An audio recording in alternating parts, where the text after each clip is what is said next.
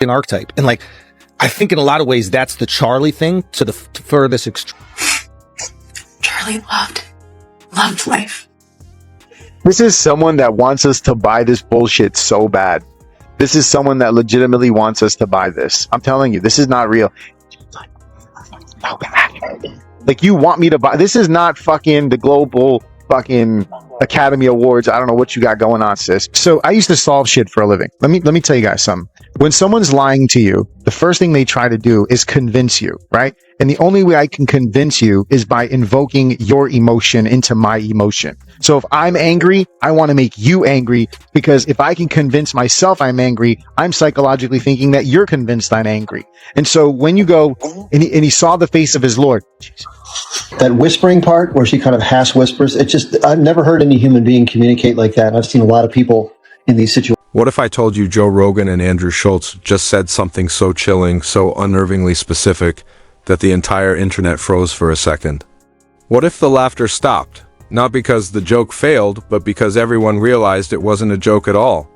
Two of the biggest voices in podcasting, masters of humor, timing, and control, suddenly went dead silent when one name came up: Charlie Kirk's widow. And that silence? It wasn't awkward. It was strategic. Within minutes, TikTok detectives were zooming in on Rogan's face like it was the Zapruder film. Reddit threads multiplied. Audio engineers enhanced background whispers. People started asking, why did they bring her up? And more importantly, what did they know? Because Joe didn't laugh it off. He smirked. Schulz didn't change the topic. He leaned in, and in that tiny, eerie pause, it felt like they'd said everything they weren't supposed to. Now, the question tearing through the internet isn't just about what was said. It's about what wasn't. Was it a mistake? A coded message? Or the biggest unscripted leak in podcast history? Buckle up, because this rabbit hole goes deeper than you think. The moment Joe Rogan leaned back in his chair, that infamous half-smirk creeping across his face, the entire studio changed temperature. Andrew Schulz's voice faltered mid-sentence. The laughter died down, and for the first time in their long, free-flowing conversation, silence took over the mic. That was the second everything shifted, the second the name Erica Kirk entered the room. Now, if you've been anywhere near the internet in the past week, you already know what I'm talking about. The clip that's breaking the internet isn't a fight, it's not a confession, it's a pause. A 2-second pause that's become the most analyzed soundbite of the year. Some people call it a coincidence. Others swear it's a deliberate slip, a breadcrumb from Rogan and Schulz to the audience, telling us there's more to Charlie Kirk's tragic assassination than anyone's willing to admit. But to understand why those 2 seconds mattered, you have to go back.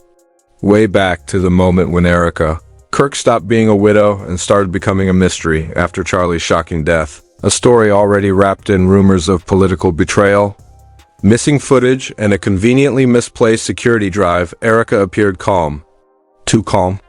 Her first public statement was polished, rehearsed, and delivered with a smile that could have sold bottled water to a desert. She spoke of forgiveness, of legacy, of continuing the mission. Viewers didn't know whether to cry or clap. Some said it was strength. Others said it was strategy. But what no one said out loud was the question hanging in everyone's throat. Why didn't she look sad? Cut to Joe Rogan's studio, the sacred coliseum of unscripted truth-telling. Here, where reputations are made and destroyed in 3-hour conversations, Rogan mentions Charlie Kirk's widow in passing. Andrew Schulz laughs, but his laugh cracks. Joe tilts his head, eyes darting just a second too long. Then that now infamous line drops. Yeah, there's a reason for that? No elaboration? No joke. Just a whisper of implication. That single phrase detonated like a grenade across social media. Viewers froze the frame. They zoomed in. They lip-read. They time-stamped Rogan's micro-expressions. Within hours, #THERES areas on for that was trending worldwide. And the reason people can't let it go? Because Joe Rogan doesn't do accidents. Every word, every shrug, every pause, intentional. So if he chose to go silent right after Schulz mentioned Erica Kirk, it wasn't because he forgot what to say. It was because he knew what not to say, according to an anonymous source close to Rogan's production team, and you didn't hear this from me. There were cuts made to that very segment before it went live. Nothing huge, just small audio trims. But if that's true, then we're not watching the full conversation. We're watching an edited truth, and that's where the rabbit hole starts. Because when the internet smells censorship, it doesn't stop digging, it starts drilling. People started connecting dots that maybe shouldn't be connected. Old photos of Erica Kirk with politicians resurfaced. A grainy image from a charity gala showed her standing beside a high-ranking donor, one who happened to fund Charlie's political projects before his sudden death. Reddit threads mapped timelines. YouTubers slowed down the podcast audio, claiming to hear a faint background whisper right before Joe's pause. Some said it sounded like, "Don't say that." And then came the theories. One side claimed Rogan and Schulz were hinting that Erica was complicit, not in the crime itself, but in the cover-up. The other side insisted it was all psychological, that Rogan was calling out her performative grief. The manufactured widow narrative that's become social media gold. Either way, the damage was done. Erica Kirk, the calm widow turned online saint, was suddenly under fire. Her charity donations were audited. A viral TikTok alleged she'd redirected funds to a consulting firm registered under her sister's name. Screenshots followed. Then a leak allegedly from a private Discord group suggesting she'd received money from a legacy defense fund linked to one of Charlie's old business rivals. And through all this chaos, Rogan stayed silent. Schulz tweeted once, just one emoji. Now, maybe that's nothing. Maybe this is all just the internet doing what the internet does, taking a grain of salt and turning it into an ocean. But something about that clip feels different. You can't fake the tension in Rogan's face when he said, "There's a reason for that." You can't rehearse that kind of discomfort. The internet has already built the narrative. Charlie Kirk's death wasn't random. His widow's behavior isn't organic. And Rogan and Schulz know something they're not allowed to say. And if you think this is all just speculation, here's the kicker. A user claiming to be a former sound engineer for the powerful JRE podcast posted an anonymous confession saying what was cut from that episode would end careers. Coincidence? Maybe, but then why did the post get deleted within an hour and the account banned immediately after? That's not how coincidences behave, and here's where it gets really strange, because this story doesn't stop with a clip or a comment. It bleeds into the next layer, where things start to look less like a rumor and more like a cover-up. The moment that clip hit the algorithm, the internet turned into a digital crime scene. Frame-by-frame analysts, AI lip readers, and conspiracy. TikTokers went to work like it was the JFK footage all over again. But this wasn't about a president. This was about a widow, a woman who went from tragedy to suspicion in record time. And if you believe the whispers online, Erica Kirk's story isn't about grief anymore. It's about power within 24 hours of the Rogan Schulz clip surfacing. A wave of leaks began flooding every corner of the web. Anonymous accounts started dropping screenshots, encrypted messages, receipts, even fragments of emails supposedly between Erica and an unnamed media consultant. The tone, cold, calculated, words like timing, optics, and narrative control appeared more than once. One message, allegedly timestamped just a week after Charlie's death, read, "We control the silence. People believe what we pause on, not what we say." That line hit the internet like a bullet. Who writes something like that unless they understand how perception works? And suddenly, Rogan's pause didn't feel accidental anymore. It felt like he'd been quoting someone. But it gets worse. A so-called whistleblower claiming to be. This video of a PR agency under contract with the Kirk Foundation, an organization run by Erica since her husband's passing, reached out to multiple YouTube commentators. They alleged that Erica had been working with digital consultants to reshape her widow image before the one-year anniversary of Charlie's death. Paid empathy campaigns, sponsored grief. The idea was to turn loss into branding, and just like that, the narrative snapped into place. Joe Rogan wasn't just pausing. He was warning. Schulz wasn't just laughing nervously, he was signaling. The unspoken message? We know what she's doing. Now, imagine the chaos when fans started pulling up old Rogan episodes, especially the ones where he talked about performative empathy and the industry of tragedy. Clips resurfaced where he joked, "Some people turn funerals into fashion shows." Suddenly, every old quote became a puzzle piece in a conspiracy collage. Meanwhile, the Rogan subreddit exploded. Mods couldn't keep up with the posts. Threads titled, "Rogan Knows About Erica, What They Cut from Episode 2084," and "Follow the Money" hit thousands of upvotes within hours. But just as quickly, moderators began deleting entire chains of comments, citing privacy violations and legal threats. Legal threats. Think about that. Who threatens Reddit users unless something real is being protected? By day 3, mainstream media finally caught wind, but in the worst way possible.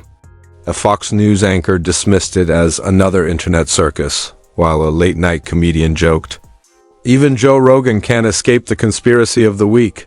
The audience laughed. But inside the comment sections, no one was laughing. Viewers kept sharing timestamps, matching Rogan's facial micro-expressions to Schulz's nervous chuckles, building a body language dossier like it was an FBI case file, and then the email leak. An anonymous account named Trutherverse dropped what it claimed were internal communications from a private investigator once hired by the Kirk family. The documents described inconsistencies in Charlie's final day timeline, missing phone records, altered travel logs, and a mysterious unlisted number that kept calling the same location, a media studio owned by one of Erica's new business partners. That studio's name, Echo Frame Productions. The same company recently rumored to have ties with multiple influencer rehabilitation campaigns. The dots weren't just connecting. They were glowing. Meanwhile, Joe Rogan went quiet. Dead quiet. No tweets. No statements. No clarification. His production schedule changed. Upcoming guest appearances were postponed. Schulz's team went radio silent too, removing a behind-the-scenes clip from Patreon without explanation. People started to ask, were they warned? Did someone reach out? Or did they realize they'd said too much? A viral TikTok theorist named @AudioGhost released a slowed-down version of the original podcast segment, and what they claimed to uncover turned the speculation into full-blown hysteria. Right before Rogan mutters, "There's a reason for that," a faint whisper in the background, almost inaudible, seems to say, "She's watching." Now, audio experts will tell you it's probably interference, a mic echo, or even audio bleed from another channel. But online sleuths don't want logic, they want meaning. And the meaning they found was chilling. Erica Kirk knew they were talking. Soon, the story reached an entirely new layer. Screenshots emerged from an internal employee Slack channel of a major podcast network. One line stood out, "We're cutting the widow segment for legal reasons." Legal reasons. That phrase spread across social media faster than the original clip itself. Suddenly, every influencer, commentator, and TikTok armchair investigator turned their attention not just to Erica, but to Rogan's platform. Why cut something if it's harmless? Why remove timestamps from the episode index? Why silence discussion unless someone or something demanded it? And just when you thought the speculation couldn't get wilder, someone claiming to be an ex-intern from Rogan's editing team posted a cryptic message on X. It's not about what they said. It's about who told them to stop talking. That one sentence changed everything. Because if Rogan and Schulz were being silenced, not out of guilt, but out of fear, then this isn't just a scandal. It's a power play. And that's where this video bleeds into the real storm, the fallout that turns whispers into threats, and internet theories into real-world consequences. By the time this video of this saga exploded across every social feed imaginable, it was no longer about a viral clip. It was about control, who had it, who lost it, and who was terrified of what might come next. What started as an awkward pause on Rogan's podcast had now snowballed into what X users were calling the Widow Files, and the craziest, this video Every new leak made the silence around Joe Rogan and Andrew Schulz look less like respect and more like fear. 3 days after the clip, fans noticed Rogan's next episode had been quietly royploded with new timestamps and one missing section. Gone was the small talk segue about people faking empathy for profit. In its place, a static glitch, then a topic jump. Coincidence? Not according to Reddit. A user named DigitalWitness99 posted an archived copy of the original upload, claiming the missing section included Joe saying, "Some widows are better at PR than at mourning." That line, if real, was nuclear. Within hours, legal letters reportedly began circulating. Schultz's production company allegedly received a cease and desist from a firm representing a private citizen under distress due to speculative commentary. Translation: Kirk's lawyers had entered the chat, but here's where things start to get twisted. Because instead of cooling down the chaos, Erica's team made it worse. A journalist from the Spectre Report, a blog notorious for digging into celebrity cover-ups, claimed that a digital suppression campaign had been launched, targeting specific keywords across search engines. Kirk, widow controversy, Rogan clip, there's a reason for that. Entire post vanished. YouTube search results froze. And people started getting copyright takedowns for simply discussing the incident. You can try to hide a secret, but in the internet age, suppression is the loudest confession. Suddenly, anonymous insiders started surfacing again, this time with alleged recordings of conference calls between PR reps. One chilling voice memo featured a woman saying, "They think it's about the podcast. It's not. It's about the footage." Footage? That one word sent theorists into overdrive. Because remember, the original investigation into Charlie Kirk's death included missing security footage from the night he was found. Was that what Rogan knew? Had someone shown him something he shouldn't have seen? A few brave or reckless commentators started pushing this angle. A TikToker named @Skeptical Saint posted, "If Rogan saw unreleased footage connected to Charlie Kirk's case, that explains everything. The silence, the smirk, the edit." Within an hour, her video had 2 million views. Within 2 hours, it was removed for violating community guidelines. You can't make this up. Meanwhile, Kirk broke her silence, sort of. She posted a single story on Instagram, a photo of her late husband's framed picture with the caption, "Peace over noise." That's it. No statement, no press release, just those 3 words. But it wasn't peace she got, it was outrage. The internet read it as arrogance, a taunt even. The comment section turned into a war zone. Some accused her of manipulating grief for profit, others defended her right to privacy. And while the internet raged, Rogan's team was reportedly dealing with real consequences behind the scenes. Sponsors were calling. One insider claimed Spotify executives were concerned about the optics. Another leak, supposedly from someone close to Andrew Schulz, alleged that he'd been advised to avoid the subject entirely in all upcoming interviews. That's not free speech being respected. That's fear being managed. Then came the bombshell. An independent journalist under the alias The Proxy Lens released a Substack article claiming to have uncovered emails between a law firm connected to the Kirk estate and a private communications contractor known for working with high-profile crisis clients. The headline read, "They're not grieving, they're negotiating." The piece detailed how Erica allegedly approved selective access to certain files related to Charlie's death to media figures she trusted. Guess who was on the supposed recipient list? A high-profile podcaster and a comedian-turned-commentator? Rogan and Schulz, anyone? Now, the theory flipped. Maybe Rogan's silence wasn't rebellion. Maybe it was compliance. And that changed everything. Suddenly, the same people accusing him of hinting at the truth were now accusing him of hiding it. The narrative fractured. Half the internet saw Rogan as a whistleblower muzzled by corporate fear. The other half saw him as a collaborator in a massive image control operation led by Kirk's legal machine. By day 10, it stopped being just an online spectacle. Law enforcement officials in Arizona reportedly received new submissions, related to Charlie Kirk's case, supposedly referencing media interference and digital tampering. No one knows who submitted them. But according to one local news affiliate, the files were flagged as high priority due to ongoing public interest. Translation: the fake news story had just gone real enough for authorities to notice. Rogan never commented again. Schulz went completely off social media. Theories kept mutating, from blackmail to government pressure to secret settlements. And through it all, Erica Kirk's peace over noise post stayed pinned on her profile. Like a silent dare. It's poetic in a twisted way. The widow who was accused of being too calm, silencing the world with 3 words, while the men who mocked her drowned in the noise she supposedly created. But that's the danger of digital truth. The more you chase it, the more it vanishes, and yet people can't stop watching that 2-second clip over and over, searching for meaning in a smirk, decoding silence like scripture. Because deep down, everyone suspects the same thing.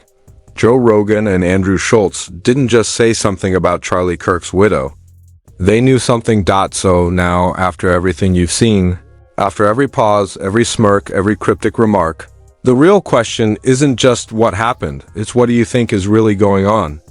Are Joe Rogan and Andrew Schulz hiding a truth too dangerous to speak aloud? Is Erica Kirk silently controlling the narrative while the world spirals into speculation?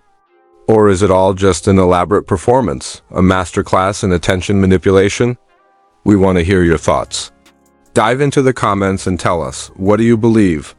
Are we witnessing a cover-up, a PR scheme, or something even bigger lurking behind the scenes? Smash that like button if you've been following the mystery.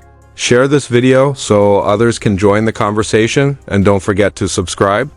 Because in a world where silence speaks louder than words, missing a single clue could mean missing the entire story. Stay tuned, the next revelation could drop anytime.